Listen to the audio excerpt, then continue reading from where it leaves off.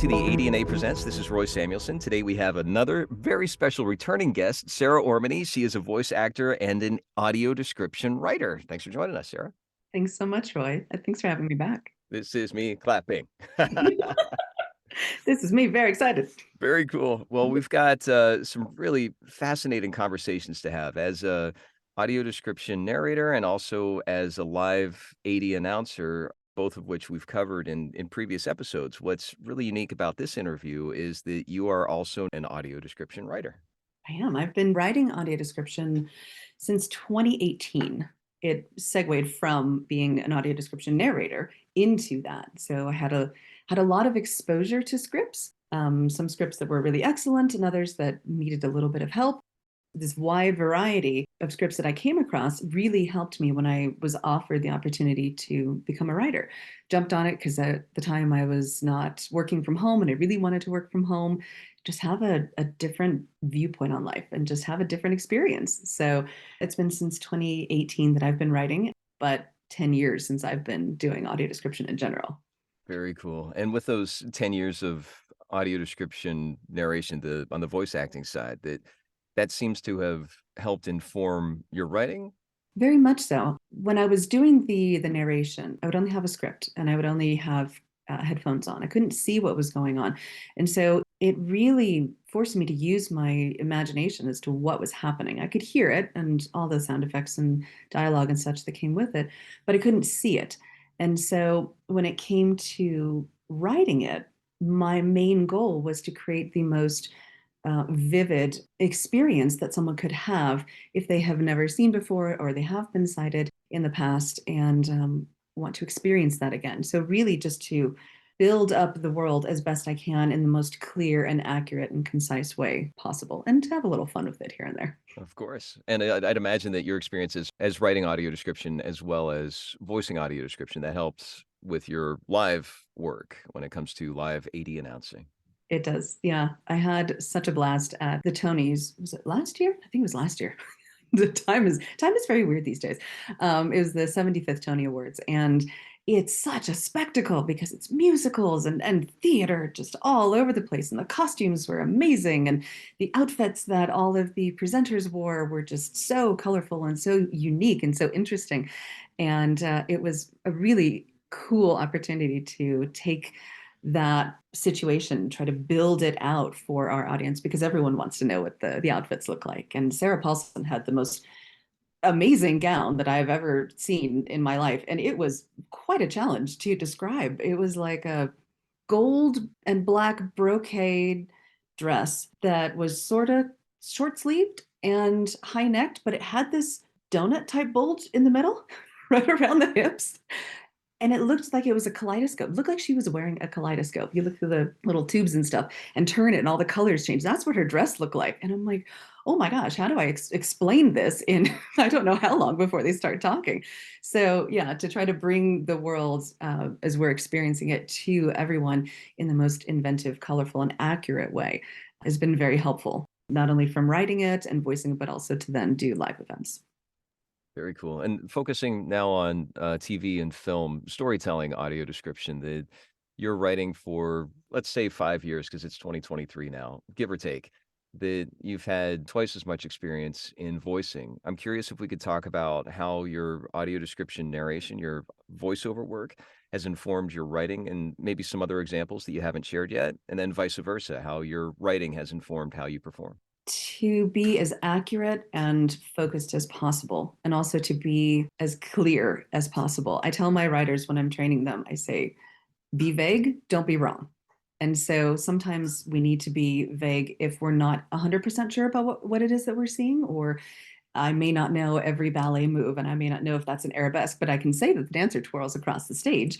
But the main goal is to be accurate and to not be wrong. So it's been really quite a journey to do both. And I've worked on so many projects from commercials and film and television and music videos, educational videos, to theater and live stuff, the Oscars, the Tonys, the Rose Parade, an insane amount of stuff. And I think the more exposure and the more experience that I have doing both the writing and also the narrating, will and has helped to inform and create the ability to be accurate with what I'm seeing and show people that this is what's going on and involve them, really bring them in. A great example is Bryson did the Rose Parade, and Danny Trejo was walking and amongst one of the floats and came up and he was describing about what Danny Trejo was doing. And when I was doing it, talking about the folklorico dancers with their beautiful twirling skirts and the colors and stuff like that. So it's been a really awesome experience to do both and to learn and grow from doing both. Great. And when you talk about the vague versus specific in the sense of accurate not being wrong, it sounds like that primarily has to do with the live announcing in the sense that in the experience I've seen of your writing for AD, it is very specific in the sense of specificity to support the story being told and the importance of visuals. And, we talk about the enemy of time all the time when it comes to TV and film. Yes, we do. That, I'd love for you to expand a little bit more on the, accuracy when it comes to, let's say, TV and film specifically outside of your live announcing. I always want to make sure that what I'm doing is in service of the audience. That is 100% the goal every single time. It is in service of the audience. I may not know exactly what I'm seeing. And if I don't know what I'm seeing, and if I can't research it enough to figure out exactly what it is, I'll give the understanding of that I have of what's going on. Occasionally during live, you have the opportunity to go back and record pickups, especially if it's going on to a streaming service. So if the first time we were able to say what we saw, but we wanted to elaborate, they're just, again, enemies, of time, didn't have the time for that. Sometimes we're able to do that. When it comes to TV and film, I have researched the strangest things, and there are things in my search history that would probably be very interesting for any government agencies who wanted to look it up. But knowing what I do, it makes a lot of sense. So, yes, to be vague and accurate, but not wrong, is the goal because I want to make sure that we're giving everyone exactly what's going on. If I don't know what's going on and I can't find it, then I will do my very best. Very good. And with that serving the audience, I've come across scripts in audio description where it's very clear that the writer wants themselves to be known, that they're inserting themselves in Mm. their flourish. It's the nicest way I can say it. So, with the focus on serving the audience, that tells me that you're really focusing on that story that's being told. Are there some examples where you have found a way to thread that needle to make sure that the audience is in on what's happening, as well as making sure that you're not stepping in the way as a AD writer? Probably countless that I couldn't possibly bring to mind over 10 years off the top of my head. But for me, I put myself into the work in the sense that the way in which I'm writing the verbs, the adjectives that I use, the phrasing that I use is how I insert myself, if you will. The main goal is always to serve the audience and to make sure that I'm accurate. But I have been gently teased before about certain words that I use, and a few of them have been trundles. So I like to say a truck trundles down the road or something like that. I will use verdant, the verdant mountains, an aerial view of the verdant green mountains or something like that.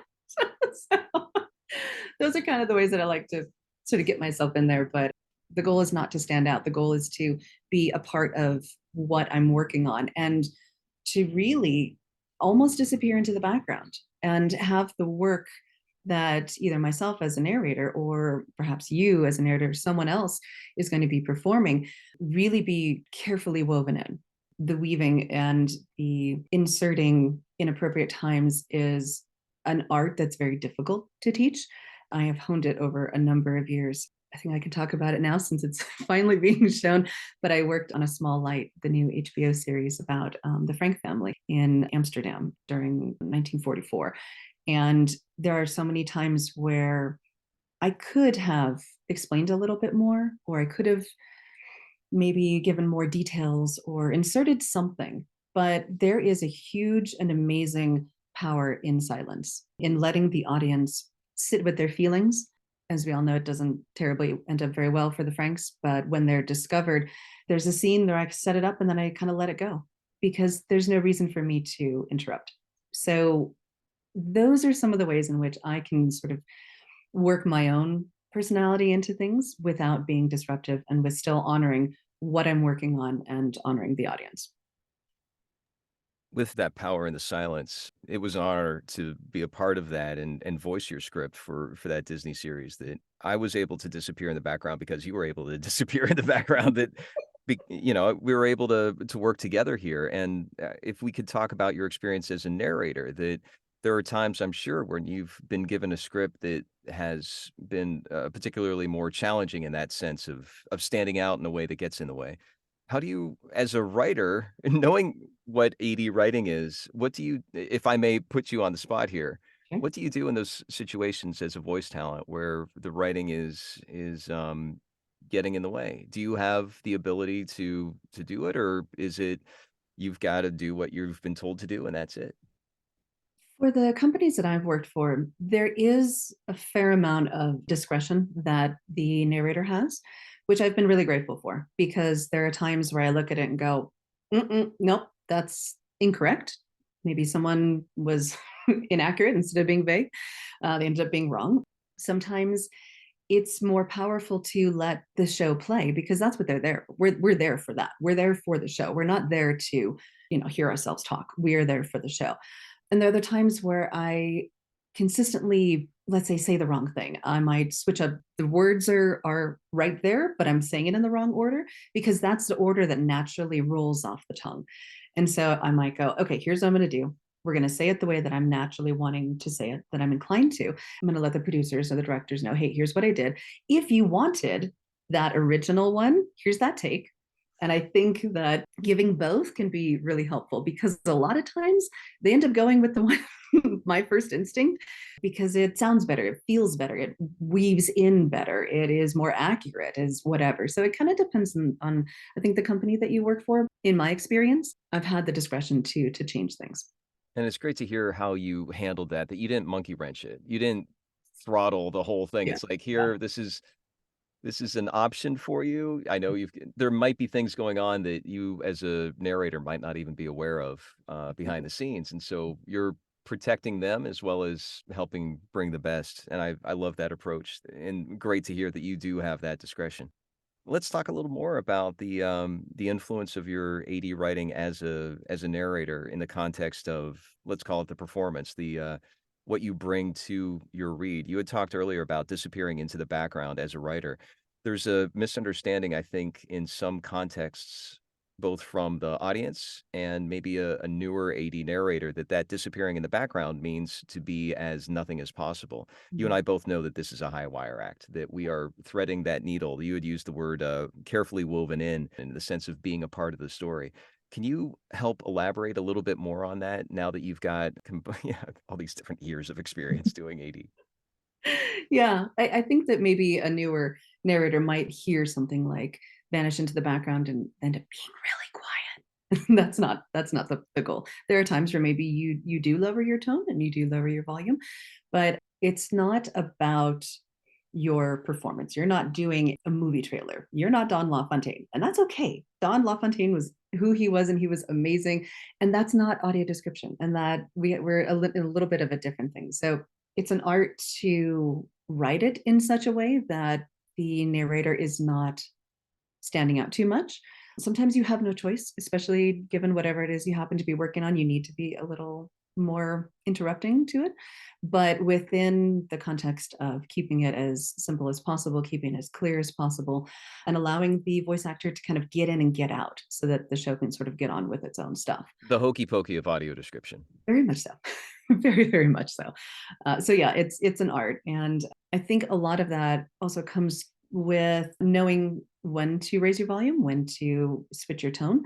One thing I found as a describer is that Oh, audio. sorry. When you say describer, Oh, I'm can sorry, you a narrator. clarify? I have to be specific. We're talking about you.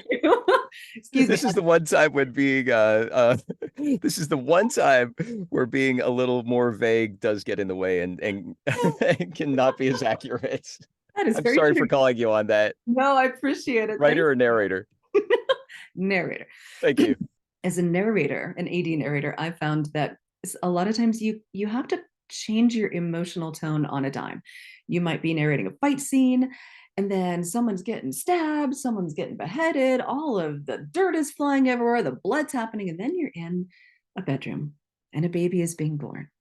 you can take that same battlefield energy into the bedchamber where there's a child being born, or the king's dying. You have to switch and change on a dime. And so I think that's a really interesting component of audio description that I haven't come across in a lot of other voice work that I've done.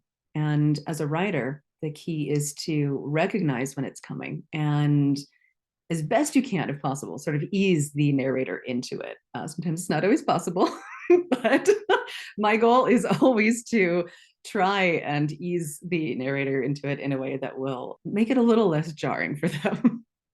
Wonderful.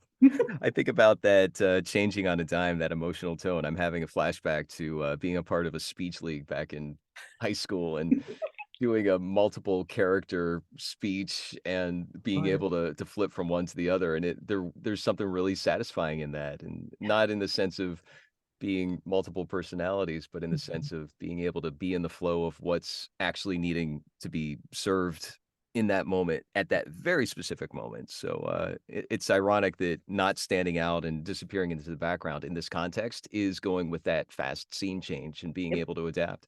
Yeah, Really, really absolutely. clear. Thank you. Let's talk a little more about your direction of where you would love to go at this point, knowing that audio description has exploded to close to what, 8 or 9,000 different film and TV titles, that there's more content. Anything that's visual is turning into audio description now. And Apple is having some new services on their own platform that are very related to audio description.